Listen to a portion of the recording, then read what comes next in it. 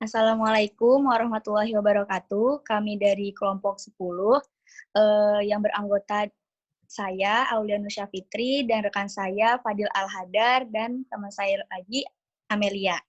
Kami dari kelompok 10 ingin menjelaskan mengenai tentang Mahkamah Agung. Yang mana yang pertama yang akan kami bahas mengenai tentang definisi Mahkamah Agung itu sendiri, terus sejarah Mahkamah Agung, lalu fungsi Mahkamah Agung, wewenang Mahkamah Agung, dan kebijakan dari Mahkamah Agung.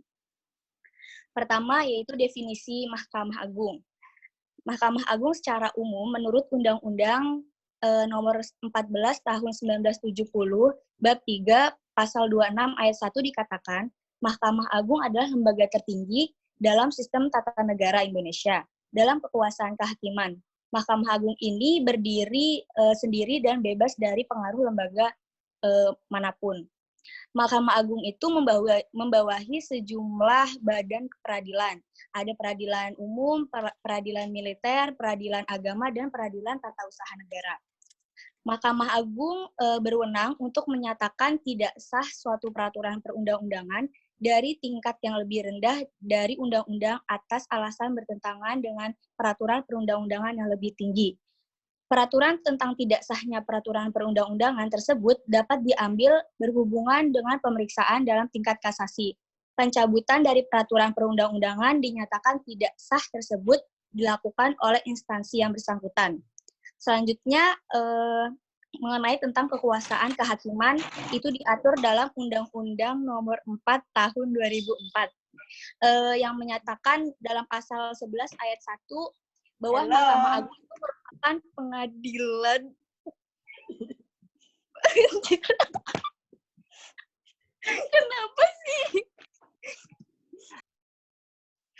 Mengenai tentang kekuasaan kehakiman menurut Undang-Undang Nomor 4 Tahun 2004 Pasal 11 ayat 1 menyatakan bahwa Mahkamah Agung yaitu merupakan pengadilan tertinggi dari keempat lingkungan peradilan. Sebagaimana yang dimaksud dari pasal 10 ayat 2 yang saya sudah jelaskan tadi di atas, itu Peradilan Agung itu meliputi badan peradilan dalam lingkungan peradilan umum, peradilan agama, peradilan militer, dan peradilan tata usaha negara.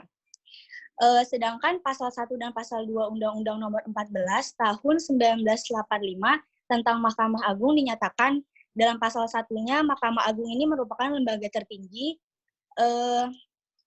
yang ditetapkan dalam ketetapan Majelis Permusyawaratan Rakyat Republik Indonesia nomor 3/MPR/1978. Sedangkan dalam pasal 2 dijelaskan bahwa Mahkamah Agung adalah pengadilan tertinggi dari semua lingkungan peradilan yang dalam pelaksanaan tugasnya terlepas dari pengaruh pemerintah dan pengaruh-pengaruh lainnya. Selanjutnya dalam pasal 3 dikatakan bahwa Mahkamah Agung berkedudukan di Ibu Kota Negara Republik Indonesia.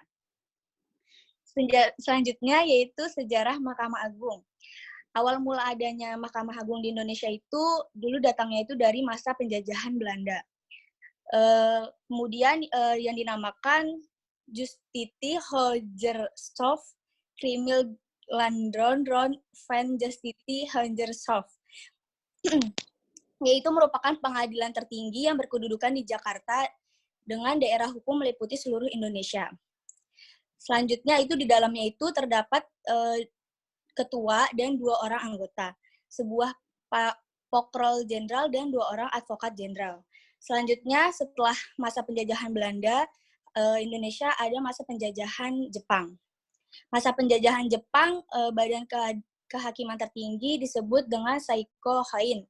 Kemudian dihapus pada tahun 1944 dengan Osamu Seirei. Sehingga segala tugasnya dilimpahkan kepada pengadilan tertinggi yang terdapat pada Undang-Undang Jepang Nomor 2 Tahun 1944. Selanjutnya setelah pada masa penjajahan Jepang, lanjutlah ke masa kemerdekaan Indonesia. Setelah Indonesia merdeka, pada saat berlakunya Undang-Undang Dasar 1945, belum adanya badan kehakiman yang tertinggi. Salah satu ketentuannya itu yaitu adalah badan kehakiman dalam pasal 24 ayat 1 Undang-Undang Dasar 1945.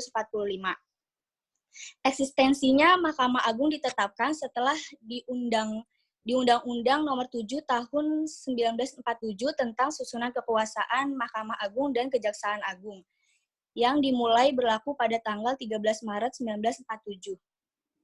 Dalam Undang-Undang Nomor 7 Tahun 1947 yang di dalamnya itu menyatakan Mahkamah Agung Indonesia ialah pengadilan federal tertinggi. Selanjutnya ada pengadilan federal yang lain dapat diadakan dengan undang-undang federal, dengan pengertian bahwa dalam distrik federal Jakarta akan dibentuk sekurang-kurangnya pengadilan federal yang mengadili dalam tingkat pertama.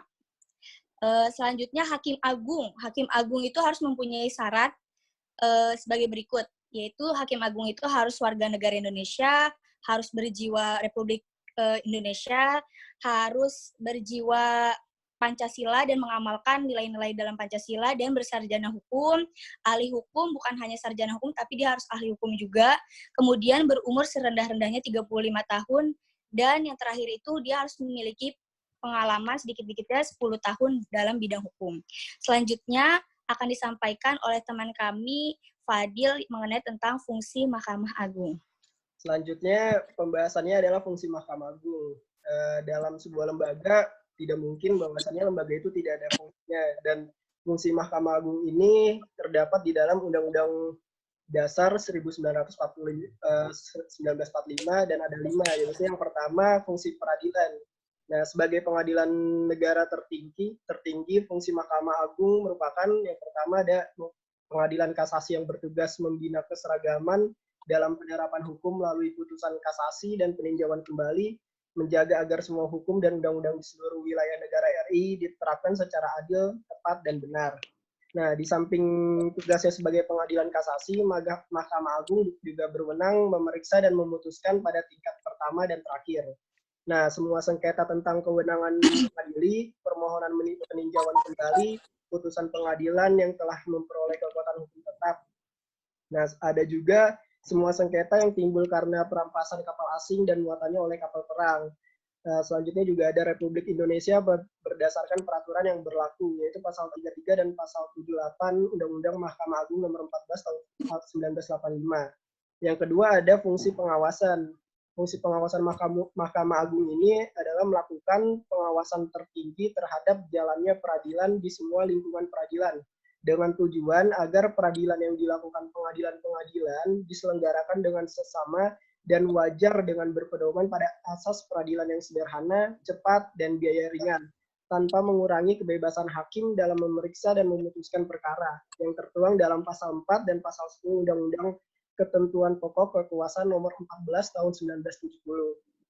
Selanjutnya, Mahkamah Agung itu juga melakukan pengawasan terhadap hakim secara internal. Nah, terhadap pekerjaan pengadilan dan tingkah laku para hakim dan perbuatan pejabat pengadilan dalam menjalankan tugas yang berkaitan dengan pelaksanaan tugas pokok kekuasaan kehakiman, yakni dalam hal menerima, memeriksa, mengadili, dan menyelesaikan. Yang ketiga ada fungsi mengatur. Fungsi mengatur Mahkamah Agung ini dapat mengatur lebih lanjut hal-hal yang diperlukan bagi kelancaran penyelenggaraan peradilan apabila terdapat hal-hal yang belum cukup diatur dalam undang-undang tentang Mahkamah Agung sebagai pelengkap untuk mengisi kekurangan dan atau kekosongan hukum yang diperlukan bagi kelancaran penyelenggaraan peradilan. Ini tertuang di dalam pasal 27 Undang-Undang Nomor 14 Tahun 1970 dan pasal 79 Undang-Undang Nomor 14 Tahun 1985. Ada juga Mahkamah Agung dalam fungsi mengatur ini dapat membuat peraturan acara sendiri bila mana dianggap perlu untuk mencukupi hukum acara yang sudah diatur undang-undang. Nah, yang keempat, fungsi Mahkamah Agung ini ada fungsi nasihat. Fungsi nasihat ini artinya itu Mahkamah Agung dapat memberikan nasihat-nasihat atau pertimbangan-pertimbangan dalam bidang hukum kepada lembaga tinggi negara lain. Ini tertuang dalam pasal 37 Undang-Undang Mahkamah Agung. Nah, Mahkamah Agung ini memberikan nasihat, contohnya bisa kepada Presiden selaku kepala negara dalam rangka pemberian atau penolakan gerasi. Selanjutnya juga ada perubahan pertama Undang-Undang Dasar Negara RI tahun 1945, pasal 14 ayat 1. yang tertuang bahwasannya Mahkamah Agung diberikan kewenangan untuk memberikan pertimbangan kepada Presiden selaku kepala negara untuk selain migrasi dan juga rehabilitasi. Selanjutnya yang kelima ini ada fungsi administratif. Fungsi administratif Mahkamah Agung ini artinya badan-badan peradilan seperti peradilan umum, peradilan agama, peradilan militer, dan peradilan tata usaha negara sebagaimana dimaksud pada pasal 10 ayat 1 Undang-Undang Nomor 14 Tahun 1970, yaitu secara organisatoris, administratif, dan finansial sampai saat ini masih berada di bawah departemen yang bersangkutan. Walaupun menurut pasal 11 ayat 1 Undang-Undang Nomor 35 Tahun 99 sudah dialihkan di bawah kekuasaan Mahkamah Agung. Ada juga bahwasannya Mahkamah Agung berwenang mengatur tugas serta tanggung jawab, susunan organisasi dan tata kerja kepaniteraan pengadilan yang tertuang dalam Undang-Undang Nomor 35 Tahun 99 tentang perubahan atas Undang-Undang Nomor 14 Tahun 1970 tentang ketentuan pokok kekuasaan hakim. Nah, selanjutnya Mahkamah Agung juga memiliki wewenang dan dalam bahasan wewenang Mahkamah Agung ini maksudnya itu adalah perubahan ada di dalam pasal 24 sampai 24A. Bahwasannya Mahkamah Agung mempunyai tugas dan wewenang sebagai berikut. Yang pertama itu ada kekuasaan yang merdeka untuk menyelenggarakan peradilan guna menegakkan hukum dan keadilan. Yang kedua itu mengadili pada tingkat kasasi. Yang ketiga itu kekuasaan kehakiman dilakukan oleh sebuah Mahkamah Agung dan badan peradilan yang berada di bawahnya dalam lingkungan peradilan umum, lingkungan peradilan agama, lingkungan peradilan militer, dan lingkungan peradilan tata usaha negara. Yang keempat ada wewenang Mahkamah Agung itu menguji peraturan perundang-undangan di bawah undang-undang terhadap undang-undang. Contohnya seperti menguji peraturan pemerintah, peraturan presiden, peraturan daerah terhadap undang-undang. Ini dilaksanakan di Mahkamah Agung. Yang kelima ada wewenang lainnya yang diberikan oleh undang-undang. Jika di undang-undang tersebut ada wewenang yang mengatur tentang wewenang Mahkamah Agung, ini maksudnya ini poin yang kelima ini. Terus menurut Undang-Undang Nomor 14 Tahun 1985 tentang Mahkamah Agung, kekuasaan dan kewenangan Mahkamah Agung adalah memeriksa dan memutus permohonan kasasi, sengketa tentang kewenangan mengadili, dan permohonan peninjauan kembali putusan pengadilan yang telah memperoleh kekuatan hukum tetap. Memberikan juga pertimbangan dalam bidang hukum, baik diminta maupun tidak, kepada lembaga tinggi negara. Memberikan nasihat hukum kepada Presiden selaku kepala negara untuk pemberian dan penolakan gerasi. Selanjutnya, pengujian yang dilakukan oleh Mahkamah Agung Judicial Review ini hanya peraturan perundang-undangan di bawah undang-undang terhadap undang-undang seperti yang tadi sudah dijelaskan. Dalam TAP MPR ada suatu kemajuan karena kewenangan Mahkamah Agung menguji peraturan perundang-undangan di bawah undang-undang dapat dilakukan secara aktif, tidak perlu menunggu kasus dan dapat diajukan oleh pihak yang berkepentingan langsung kepada Mahkamah Agung. Sebelumnya pada era Orde Baru dalam Undang-Undang Nomor 14 Tahun 1970 yang sekarang sudah diganti sebagaimana telah diubah Undang-Undang Nomor 5 Tahun 2004 diatur juga ketentuan mengenai pengujian peraturan perundang-undangan di bawah undang-undang terhadap undang-undang. Jadi itu landasan hukumnya. Dalam pasal 26 Undang-Undang Nomor 14 Tahun 1970, Mahkamah Agung berwenang untuk menyatakan tidak sah semua peraturan perundang-undangan dari tingkat yang lebih rendah dari undang-undang atas alasan bertentangan dengan peraturan perundang-undangan yang lebih tinggi. Putusan tentang pernyataan tidak sahnya itu tidak sahnya peraturan perundang-undangan tersebut dapat diambil berhubungan dengan pemeriksaan dalam tingkat kasasi. Pencabutan dari peraturan perundang-undangan yang dimintakan tidak sah tersebut dilakukan oleh instansi bersangkutan. Ketentuan semacam itu diulang kembali dalam Undang-Undang Nomor 14 Tahun 1985 tentang Mahkamah Agung. Melihat fungsi Mahkamah Agung dan wewenang Mahkamah Agung serta tanggung jawabnya yang demikian, maka dapat dikatakan bahwa Mahkamah Agung adalah lembaga peradilan tertinggi dalam upaya penegakan hukum di Indonesia. Perannya dapat menjadi kekuatan bagi seluruh masyarakat Indonesia yang membutuhkan keadilan dalam penegakan hukum. Mahkamah Agung dapat memeriksa dan dapat memberikan sanksi kode etik kepada hakim yang melakukan pelanggaran kode etik perilaku hakim. Misalnya terhadap proses peradilan yang diindikasikan syarat dengan muatan korupsi, kolusi, dan nepotisme. Selanjutnya, bahasan selanjutnya akan dibahas oleh teman kami yaitu Amelia Kutsiah. Selanjutnya saya Amelia akan membahas tentang pengangkatan dan pemberhentian Hakim Agung. Yang pertama ada pengangkatan Hakim Agung. Jadi pengangkatan Hakim Agung ini terdapat perbedaan antara pengangkatan Hakim Agung sebelum reformasi dan setelah reformasi. Kalau misalkan sebelum reformasi, proses pengangkatan Hakim Agung melibatkan ketiga lembaga tinggi negara, yaitu eksekutif, Menteri Kehakiman, Yudikatif, dan Legislatif, yaitu DPR. Aturan ini khusus ditetapkan bagi pemilihan Hakim Agung saja. Sedangkan dalam pemilihan hakim biasa hanya melibatkan pihak yudikatif dan eksekutif. Pengangkatan pemilihan Hakim Agung pada masa Orde Lama ini meski melibatkan lembaga negara lainnya yaitu DPR, namun keputusan akhir tetaplah berada di tangan eksekutif yaitu Presiden. Salah satu penyimpangan dan politisasi dalam pemilihan Hakim Agung yang sekaligus memperlihatkan begitu berkuasanya eksekutif pada saat itu adalah dengan diangkatan ditetapnya Ketua MA sebagai penasihat hukum Presiden dengan pangkat Menteri berdasarkan Perpres 4 tahun 1962 LN 38. Meskipun Ketua MA pada saat itu berkilah bahwa ia tidak akan menjadi pejabat eksekutif dan menjadi alat dari pemerintah, namun secara birokrasi MA telah kehilangan kebebasannya dan kemandiriannya dan sangat dimungkinkan pengaruh dari eksekutif. Pada masa Orde Baru, proses rekrutmen Hakim Agung diawali dengan diadakannya forum yang melibatkan Mahkamah Agung dan pemerintah yang biasanya dikenal dengan sebutan Forum Mahkamah Agung dan Departemen atau MAHDEP. Nah, Ketua Mahkamah Agung ini biasanya melakukan konsultasi dengan pimpinan Mahkamah Agung sebelum mengajukan proposal nama ke Departemen yang tadi dijelaskan. Namun dalam praktiknya, Ketua Mahkamah Agung seringkali memegang kontrol yang dominan dalam menentukan nama-nama calon yang akan dimasukkan dalam proposal. Nah, setelah ada nama-nama itu sudah di-list, nama-nama itu akan dipresentasikan dalam MAHDEP. Pada saat presentasi, biasanya Departemen mengusulkan beberapa perubahan, misalnya dengan memasukkan nama-nama dari militer maupun kejaksaan.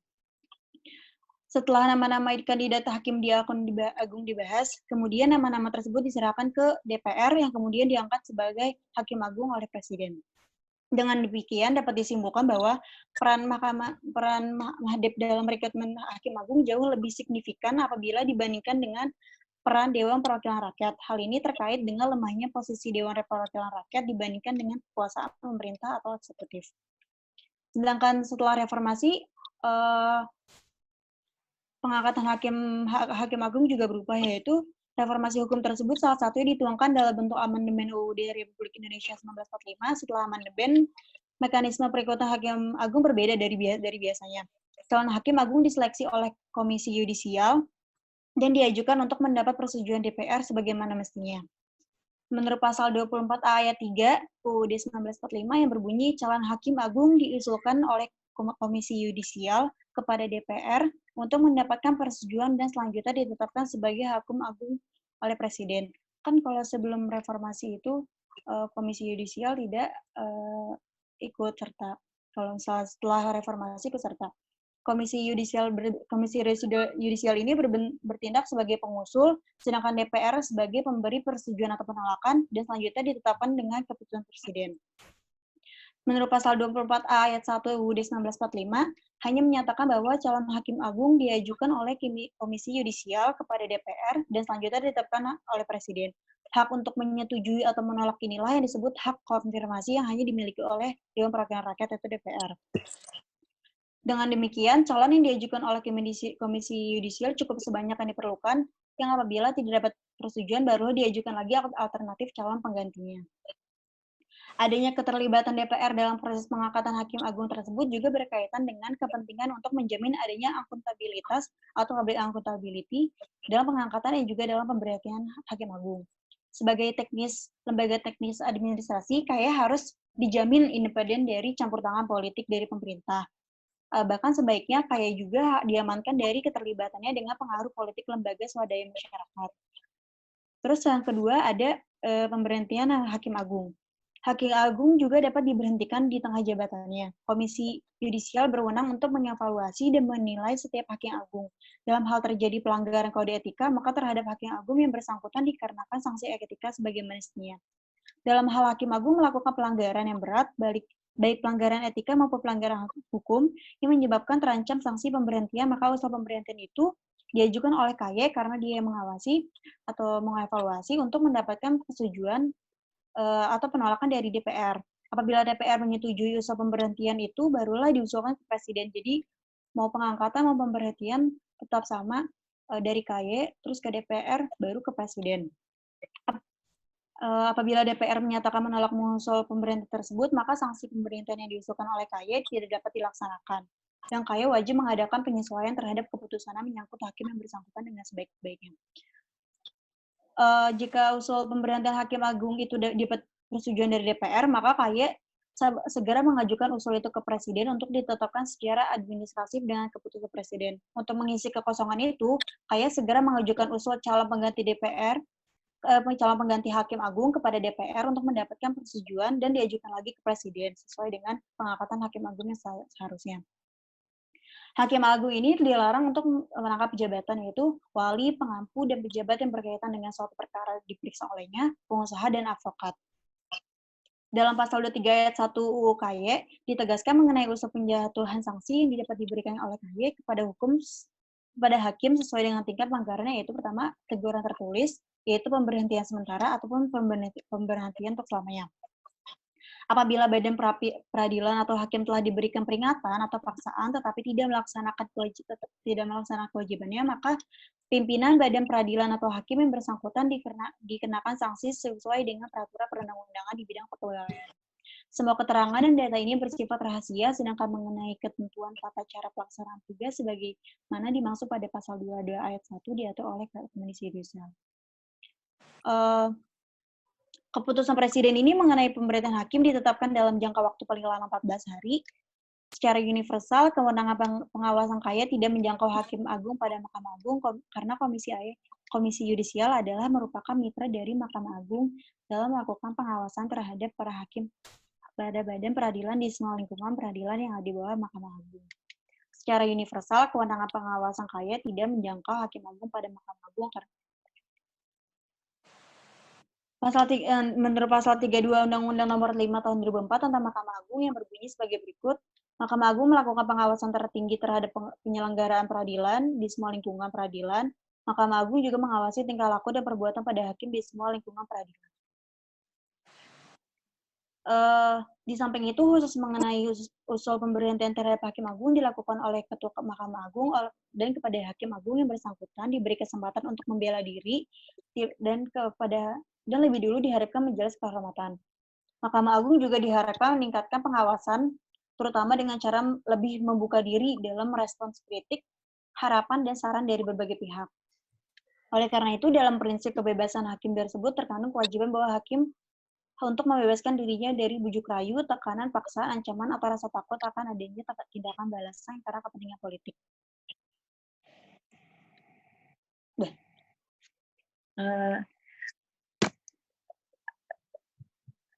Sekian dari kelompok 10 mengenai tentang materi Mahkamah Agung. Semoga teman-teman bisa mengerti dan memahami apa yang kami maksud. Kurang lebihnya mohon maaf. Apabila ada kata-kata yang salah mohon dimaafkan. Wassalamualaikum warahmatullahi wabarakatuh. Waalaikumsalam warahmatullahi wabarakatuh.